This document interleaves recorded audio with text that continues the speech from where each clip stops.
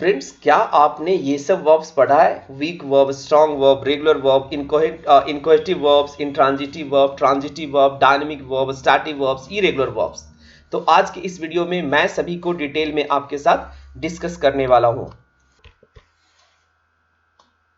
चलिए तो शुरू करते हैं वीक वर्ब्स को पढ़ना कि वीक वर्ब्स क्या होता है।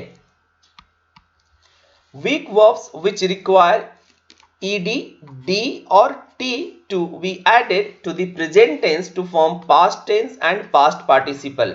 वीक वर्ब्स उसे कहते हैं जिसमें आप d, ed या t लगा करके इसके v2 और v3 को फॉर्म करते हैं। They are called weak verbs. Like आप सेल देखेंगे तो सेल हो गया आपका सोल्ड, पास्ट टेंस हो गया आपका sold. Burn, burned, burned. Think, thought, thought. Lend, lent, lend. तो जहां पर हमने डी, ईडी लगा करके पास्ट टेंस और पास्ट पार्टिसिपल टेंस बनाया उसको हमने कहा वीक वर्ब्स।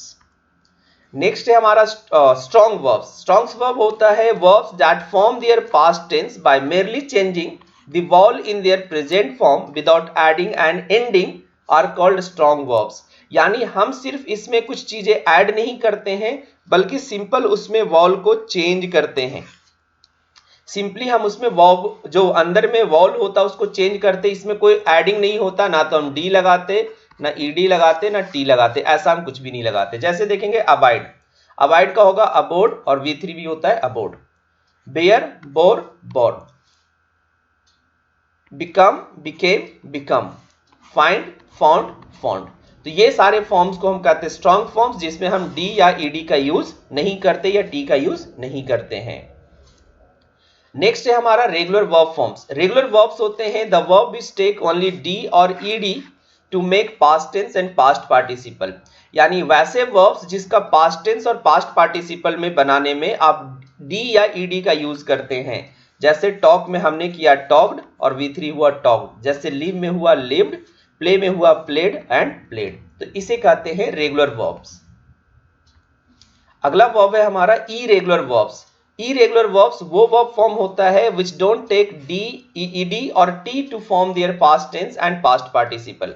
जो अपने साथ डी, ईडी या टी का यूज नहीं करते हैं v2 और v3 बनाने में, उसे हम कहते हैं इरेगुलर वर्ब। जैसे आप देखें सी, सॉ, सीन। गो, वेंट, गोन। कम, केम, कम। तो यहां पर कभी भी इसको हमने ये नहीं किया कि इसमें कोई डी लगाया या डी लगाया। इसमें जनरली हम क्या करते हैं, कभी कभी इसमें सेम रह जाता है, कभी दो सेम हो जाते हैं, कभी तीनों के तीनों फॉर्म सेम हो जाते हैं। They are called irregular verb forms. Next है स्टैटिक वर्ब्स। स्टैटिक वर्ब्स होते हैं the verb which are not generally used in the continuous tense are called static verb. Actually, it talks about states और condition। वैसे verb forms जिससे किसी action का पता ना चल के बल्कि स्टेट या कंडीशन का पता चलता है, स्टैटिक वर्ब्स कहलाता है। इसका यूज आप कॉन्टिन्यूअस टेंस में नहीं करते, इस बात का बिल्कुल ध्यान रखेंगे। जैसे see, hear, smell, taste, feel, look, know, have, understand. अगर स्टैटिक वर्ब का डिटेल वीडियो देखना चाहते हैं तो आप हमारे वीडियो में सर्च कर लीजिएगा, वहां पर मिल जाएगा, या ये आपको आई बटन पे मिल जाएगा, ऊपर में जो कोने पे आई बटन आता है यहाँ पर, ठीक है, यहाँ पर आपको मिल जाएगा कि स्टैटिक वर्ब डिटेल्स में हमने वीडियो बनाया है। अगला वर्ब फॉर्म है dynamic verb. Dynamic verb is just opposite to static verbs. The verb which show actions and opposite to static verbs. जहां पर स्टैटिक वर्ब्स हमारा स्टेट की बात कर रहा था, डायनेमिक वर्ब हमारे एक्शन की बात करता है। जब एक्शन की बात करेगा तो उसे हम डायनेमिक वर्ब कहते हैं, और ये आपका टेम्पररी या मोमेंट्री एक्शन को भी दिखाता है। जहां पर स्टैटिक वर्ब ये चीजें नहीं करता, टेम्पररी और मोमेंट्री, वहीं डायनेमिक वर्ब में टेम्पररी और मोमेंट्री एक्शन को दिखाने की क्षमता होती है। जैसे he is swimming, she is going there, Ram is coming from school. तो these are the sentences having dynamic verbs. Next है इनकोहेटिव वर्ब्स। इनकोहेटिव वर्ब्स होते हैं an inchoative verb is a verb that describes a change of state. Generally यहां पर change of state को दिखाने के लिए जो आप वर्ब फॉर्म इस्तेमाल करते हैं उसे हम इनकोहेटिव वर्ब कहते हैं। जैसे आपका गेट हो गया, बिकम हो गया, ग्रो हो गया, समटाइम्स टर्न भी यूज होता है। My mother is getting weaker, मेरी माँ कमजोर हो रही है। यानी जो कमजोर जो स्टेट्स है इसमें बदलाव को दिखा रहा है और बदलाव को दिखाने के लिए क्या यूज किया आपने, गेट। तो गेट वर्ब हमारा कहलाएगा inchoative verbs. It is getting dark, अब डार्क का मतलब पहले लाइट है फिर डार्क हुआ फिर आगे वैसे डार्क होता जाएगा, तो यहां पर गेट वर्ब्स जो है they are called inchoative verbs. Transitive verb, क्या होता है transitive verb? The verb which require an object are called transitive verb, यानी वैसे वर्ब्स फॉर्म या वैसे वर्ब्स जिनको एक ऑब्जेक्ट की रिक्वायरमेंट होती है। देखिए लेना और रिक्वायर होना इज वेरी डिफरेंट थिंग, इस बात का ध्यान रखना। कुछ लोग बच्चे ये सोच लेते हैं कि सर ऑब्जेक्ट लेगा नहीं लेगा और ऑब्जेक्ट की जरूरत होना और नहीं जरूरत होना दो डिफरेंट बातें हैं। तो हमने यहां पर आपको कहा कि वैसे वर्ब्स जिनको जरूरत होती है, यानी if you write the verb which is called transitive और which is transitive verb, if you write them without an object, वो सेंटेंस आपका गलत हो जाएगा।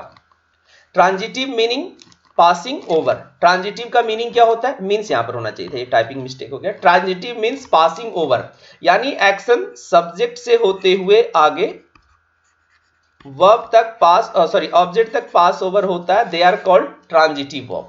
आई टीच यू इंग्लिश, मैं इंग्लिश पढ़ाता हूं, तो टीचिंग आई से स्टार्ट होते हुए इंग्लिश तक और यू तक पास ओवर हो रहा है, that is why teach is called transitive verb.